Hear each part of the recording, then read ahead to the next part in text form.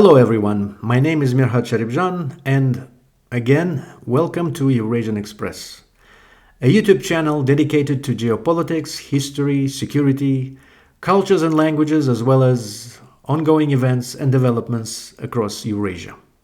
Today we will discuss, I would say, one of the most remarkable, one of the most significant sporting achievements in Central Asia.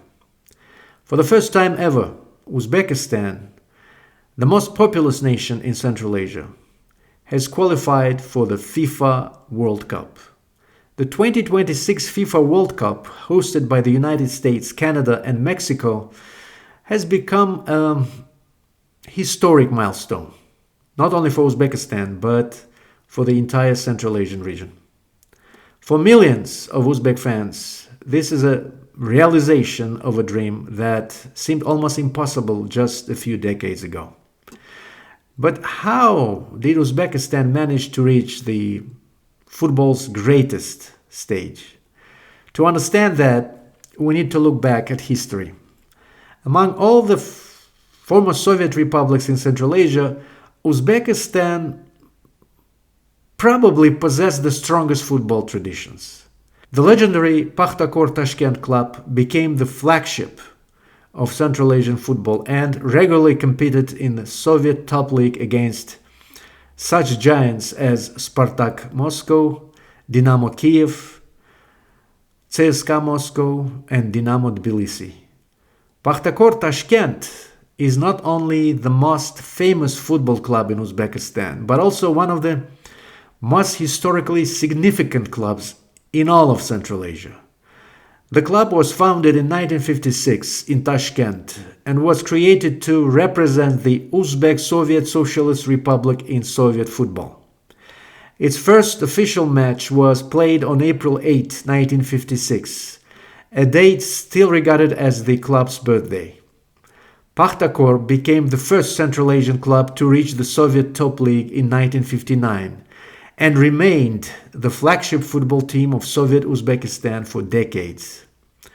During the Soviet era, it was the only Uzbek club to play regularly in the Soviet Union's highest division, appearing there 22 times. The club's best Soviet achievements included reaching the 1968 Soviet Cup final, the only Central Asian club ever to do so, finishing sixth in the Soviet top league in both 1962 and 1982. Producing legendary Uzbek football players such as Berador Abduraimov and Gennady Krasnitsky. Unfortunately, no discussion of Pakhtakor is complete without mentioning one of the greatest tragedies in football history. On August 11, 1979, a plane carrying Pakhtakor players and staff to a Soviet League match in Minsk, Belarus, collided with another aircraft in midair over Ukraine. All 178 people aboard the two aircraft died, including 17 members of the Pakhtakor delegation.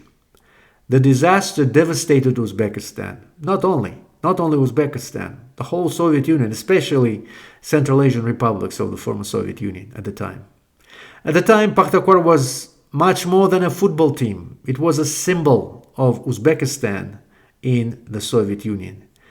Many Uzbeks still regard the tragedy as a national catastrophe. Following the crash, Soviet clubs donated players to help rebuild the team. Pakhtakor was guaranteed its place in the Soviet top league regardless of results for several seasons. Memorial tournaments and monuments continue to honor the victims. After the collapse of the Soviet Union in 1991, Pakhtakor became, I would say, the dominant force in Uzbekistan's sports sector. However, after the collapse of the Soviet Union, Uzbekistan faced lots of challenges on its way to create a national team of the new country, of the independent Republic of Uzbekistan. The country inherited talented players and passionate supporters. but it lacked modern football infrastructure. It lacked strong youth academies. It lacked regular exposure to elite international competitions. Several generations of Uzbek football players came painfully close to qualifying for the World Cup, but it never happened before. Many football fans still remember the heartbreak in 2005. That year, Uzbekistan nearly reached the World Cup playoff stage but was eliminated following a controversial FIFA decision involving a qualifying match against Bahrain. Many Uzbek supporters still consider that episode one of the greatest injustices in the country's sporting history. In the years that followed, Uzbekistan repeatedly fell just short. The national team qualified regularly for the Asian Cup and established itself among Asia's stronger football nations, but the World Cup remained elusive. What changed? Several important factors came together. First, Uzbekistan invested heavily in youth football. The country began producing increasingly talented young players capable of competing internationally. Uzbek youth teams started achieving expressive results at Asian and world tournaments.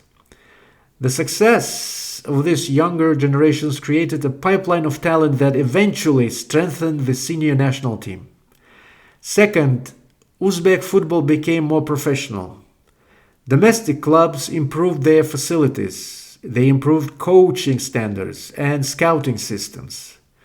Pakhtakor, Nasaf Karshi, Bunyodgor, and other clubs helped develop players capable of competing at higher levels. Third, Uzbek football increasingly integrated with the global game. Young players began moving abroad and gaining experience and skills in stronger leagues. One of the most prominent examples is Abdulqadir Husanov, whose rise in European football demonstrated that Uzbek players could succeed at the highest levels. Captain Eldor Shomurodov also became an important symbol of this new generation after successful spells in European football. Another factor cannot be ignored. The expansion of the World Cup from 32 to 48 teams significantly increased Asia's representation. The Asian Football Confederation now receives more qualification places than ever before. However, while the expanded format created additional opportunities, qualification was not automatic, of course.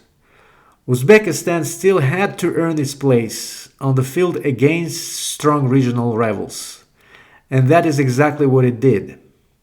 For many observers, Uzbekistan's qualification is not a surprise, but rather a delayed arrival. The country has long possessed the population, football culture, and sporting infrastructure necessary to compete internationally. With a population exceeding 37 million people, Uzbekistan today has a larger talent pool than any other country in Central Asia. Football enjoys immense popularity throughout the country, from Tashkent to Samarkand and Bukhara, from the Fergana Valley to Karakalpakistan. The significance of this achievement extends beyond sport.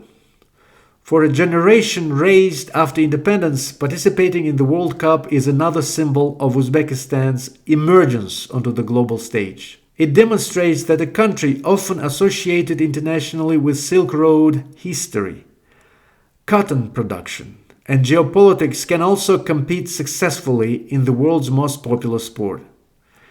At the 2026 World Cup, Uzbekistan faces a difficult challenge. The team finds itself in a group that includes Portugal, Colombia, and the Democratic Republic of Congo. Portugal, led by a tradition of world-class football, enters as the favorite. Colombia possesses extensive World Cup experience. The Democratic Republic of Congo brings significant athletic talent and unpredictability. Yet, Uzbekistan enters the tournament carrying something equally powerful, which is momentum, national pride, and the hopes of an entire region, Central Asia. For the first time in history, Children in Tashkent, Samarkand, Bishkek, Astana, Almaty, Dushanbe, and Ashgabat can watch a Central Asian team compete on football's biggest stage. Whether Uzbekistan advances beyond the group stage or not, the country's presence at the World Cup has already changed the history of Central Asian football. It proves that the region can produce teams capable of competing among the world's elite. And perhaps most importantly, it inspires the next generations to dream even bigger. If you enjoyed this presentation, please subscribe, leave a comment and share the video. Goodbye, dear friends, and see you next time.